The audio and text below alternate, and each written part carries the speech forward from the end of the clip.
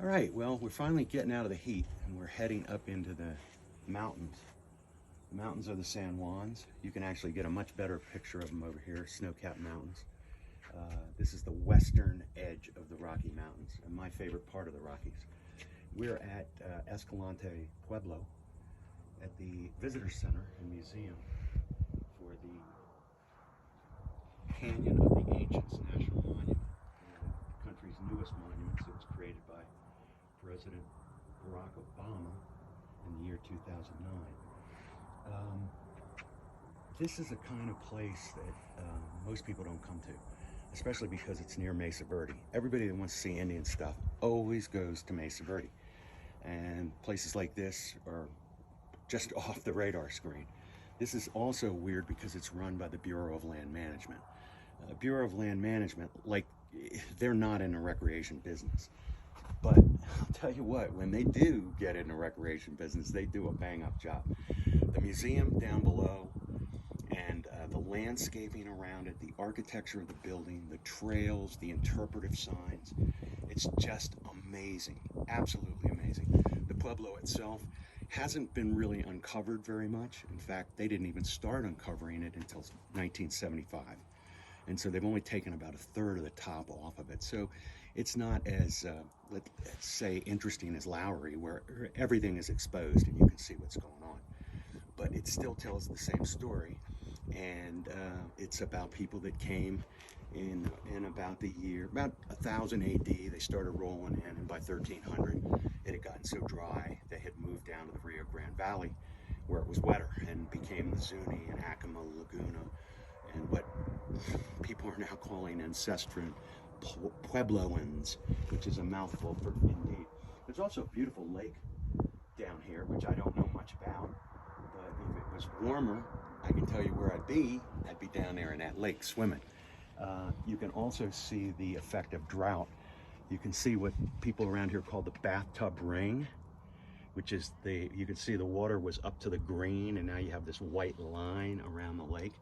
That's indicative of how far down the water level has dropped during this multi-year prolonged drought that's hitting the American Southwest. So we're checking out Lowery. It's very cool. We're probably not going to see what we saw yesterday.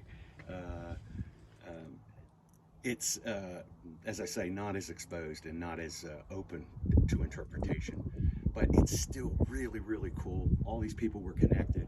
They did the same thing here. They built a Kiva, and people came. It became an attraction. And so they came, and then some decided to live, others decided to just come and party, play, and practice whatever religion. I'm not getting into that because that's all supposition. You know, nobody knows what they were doing down in these Kivas. I can tell you what they were doing, though. I saw yesterday over at Lowery, I saw moonflower, which is a derivative, it's part of the deadly nightshade family. Closest thing I would say you may have heard of is jimsonweed. It's a strong hallucinogenic. It has seed pods. You open up the seed pods and there's tons of seeds in there. You clean them very carefully, otherwise you'll get poisoned. And it's a strong hallucinogenic plant. So it was growing in the bottom of the Kiva.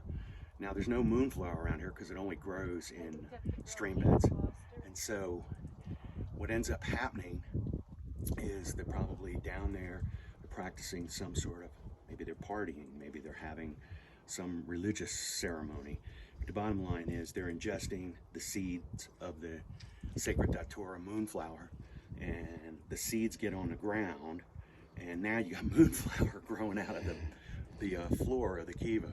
I defy you to tell me how moonflower would have ended there. It grows in stream valleys. There's no streams around here. Dry as a bone, up on high land.